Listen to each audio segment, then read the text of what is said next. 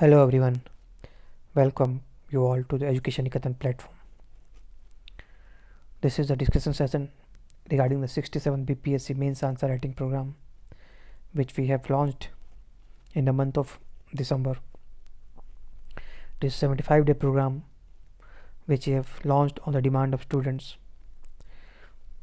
So let's see some of the questions which we have asked recently.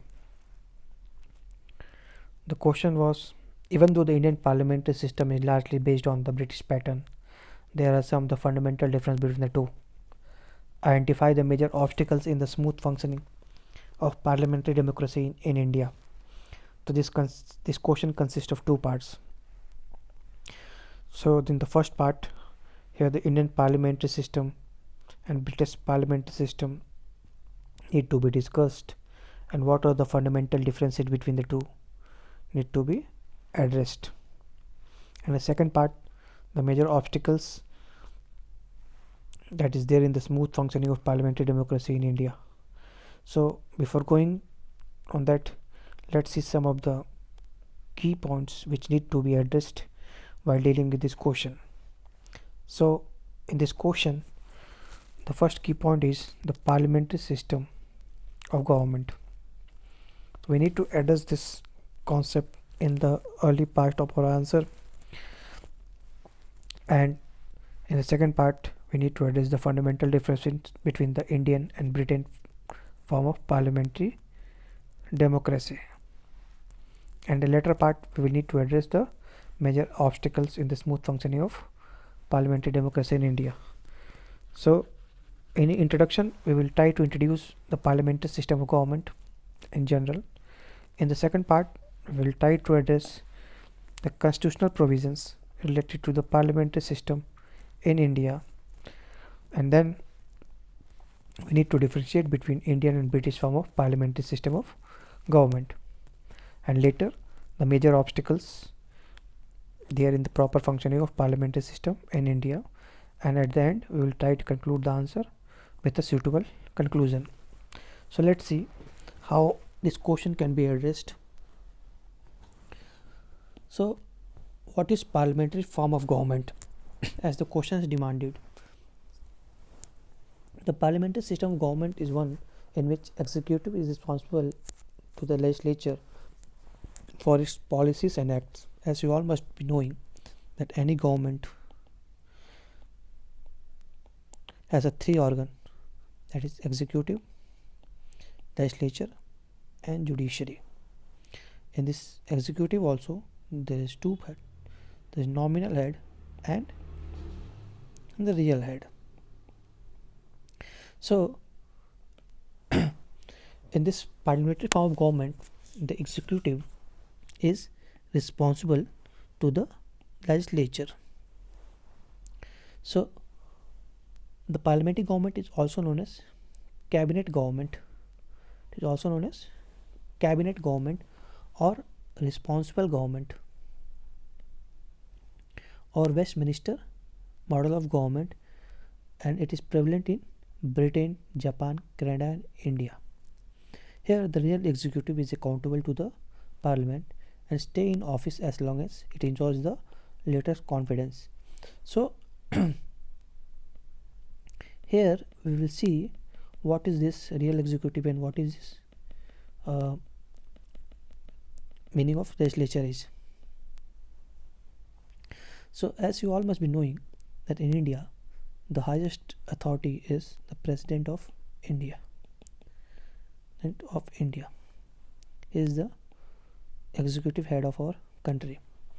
So and similarly in Britain we have a monarch or a queen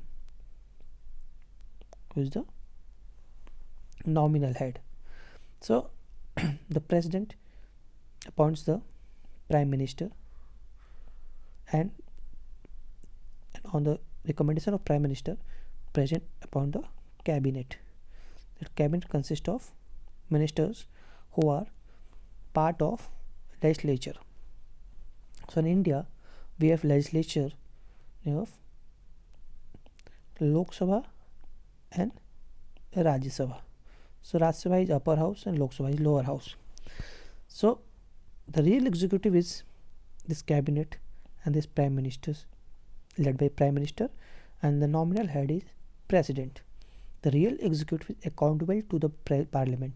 This prime minister led cabinet is responsible to the parliament and stay in office as long as it enjoys the later confidence, or as long as it enjoys the confidence of parliament.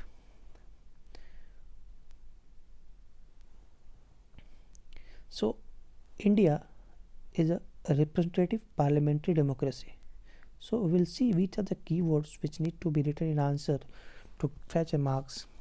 The parliament occupies the center stage in Indian political system, and this parliament consists of, as we have discussed, Lok Sabha and Raj Sabha. The Parliament of India represents all constitutionally organized shades of public opinion at the national level.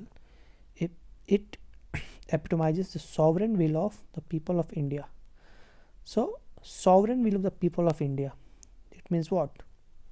It means that the people of India is sovereign. The Constitution of India provides a parliamentary form of government, both center and the states. Article 74 and 75 deals parliamentary system at center, and Article 163 and 164 at the state level. So if you will write these facts and these articles, it will let you get some extra marks. The parliamentary form of government is a part of basic structure of the constitution, and what is this basic structure? You all must be knowing. It is invented by Indian judiciary in the famous case of Keshwanand Bharati case, where the judiciary defined the role of parliament and what the parliament can change or what the legislature can change in the Indian constitution without harming this basic structure of the constitution, which consists of, there is a list of items which include in the basic structure of the constitution, and the parliamentary form of a government is one of such item. India chose the parliamentary form of government primarily because of constitutional makers were influenced by the system in England. So as we all must be knowing, India was a colony of England for almost 200 years, and due to that we have a familiarity with the system of governance of Britain, and for that reasons our constitution maker choose to adopt this system. And another reason was that the parliamentary model will only work to accommodate the varied and diverse group of people within our country. So as we all must be knowing that India is a diverse country where it represents various sects, religion and social groups which need to be represented at the various level. So our constitution maker thought that to ensure the representation of every section of the society or every section of the country, the system need to be adopted which will accommodate all those groups. So for that they choose the parliamentary democracy. So let's see what are the advantages of parliamentary system. So the first one is better coordination between legislature and executive.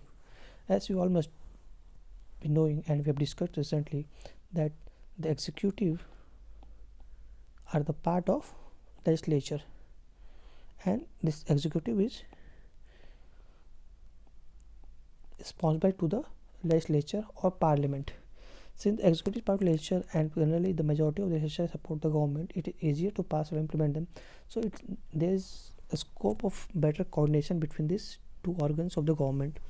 It prevents authoritarianism, since the legislature can vote in out of the motion no confidence, there is no authoritarianism. Also, unlike the present system, power is not concentrated in one hand. As we have seen, many examples are there, like US, where the President of United States is not a part of legislature and he has the sole authority of the country. The responsible government, it provides diverse groups and flexibility. It provides a flexibility to the government. It means that a prime minister or the real head of the state can be changed at any time whenever he or she lose the majority in the house, and it does not require any impeachment process, unlike United States, where it is very difficult to remove the president of United States from his office. So what are the distinction between the Indian and British parliamentary system? So the most important point of the question, or more demand of the question, was that distinction between Indian and British form of parliamentary system. So though India has adopted the British parliamentary system, but it never became a replica of British parliamentary system. It differs from the British parliament in many ways. For example, in India there is a republican system in place instead of British monarchical system. So what is this republican system and what is the monarchical system? The republican system means the president or the head of a state is duly elected, and in monarchical system he or she will be hereditary head, or they will come from a family. So another important difference is that the British system is based on sovereignty of parliament. The doctrine of sovereignty of parliament, as we have discussed earlier, that Indian parliament is not a supreme or not sovereign, because the sovereignty lies in the will of people, or the people which vote for the government and give the authority to the government or legislature are the real powerful, or they are sovereign, because the parliament has limited and restricted power due to the written constitution, federal system, judicial review, and fundamental rights which is enjoyed by the Indian citizen. In Britain, the Prime Minister should be a member of lower house, that is House of Commons for British Parliament, whereas in India the member of any house of the Parliament can be the member of Parliament alone are appointed as a minister, whereas in India any member can be appointed as a minister, but a maximum of 6 months. So this is one of the major difference. Britain has a system of legal responsibility of minister, while India has no such system. Unlike in Britain, the minister in India are not required to countersign the official act of the head of the state. So this is one of the major difference, that legal responsibility is not there in India. And in Britain there is a concept of shadow cabinet, which is a unique institution. It is formed by the opposition party to balance the ruling cabinet and to prepare its member for future ministerial office. There is no such institution in India. So these are some of the differences which makes Indian parliamentary system distinct from the British form of parliamentary system. So let's see which are the obstacles that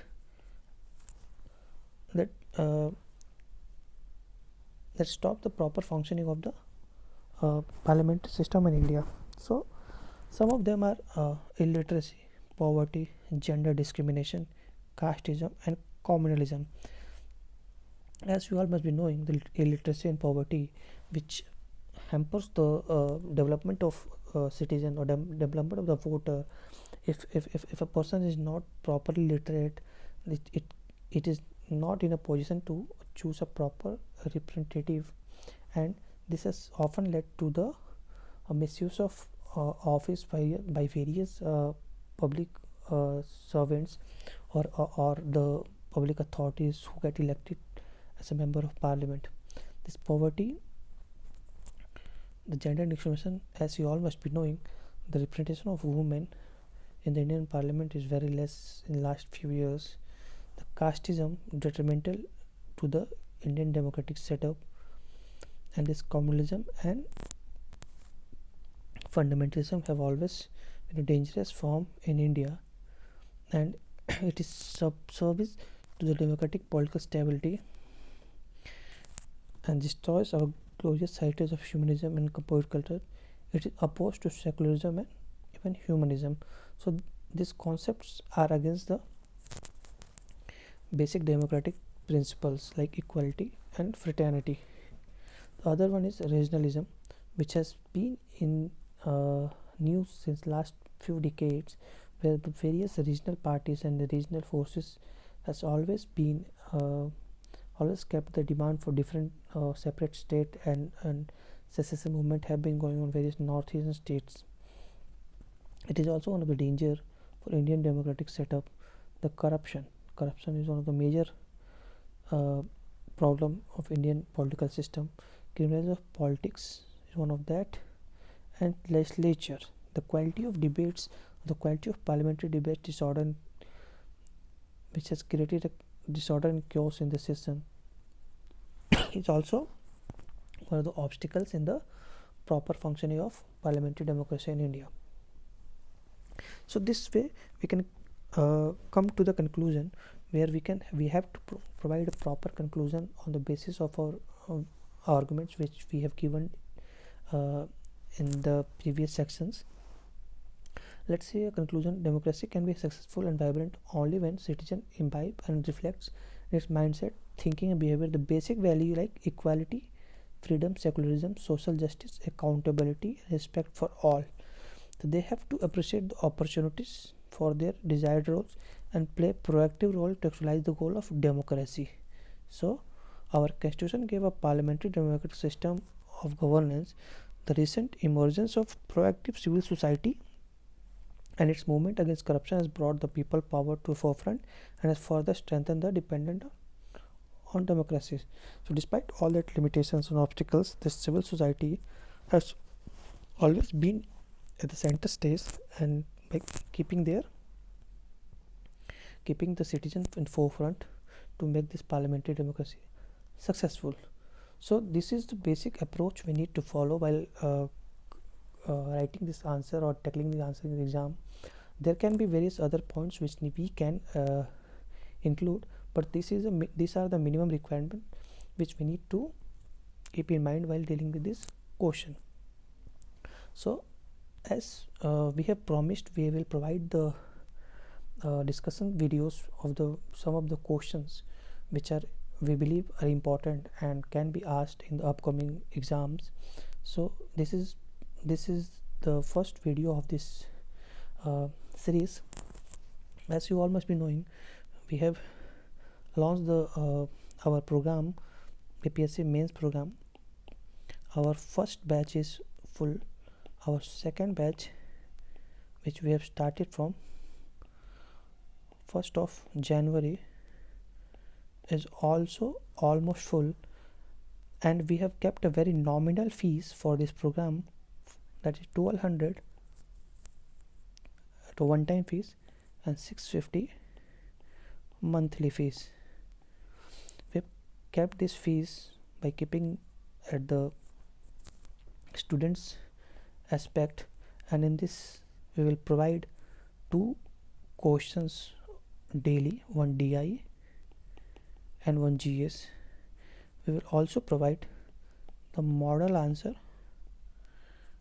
of these questions along with evaluation of answer sheets.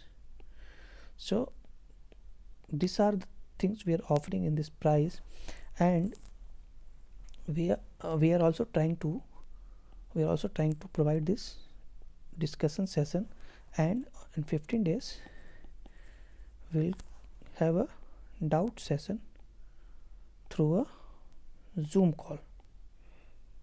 So those students who want to clear the doubt about any of the questions or about the answers practice, they can join that Zoom session and clear their doubts. So anyone who's willing to join this initiative can click on the description box, and we will provide all the information.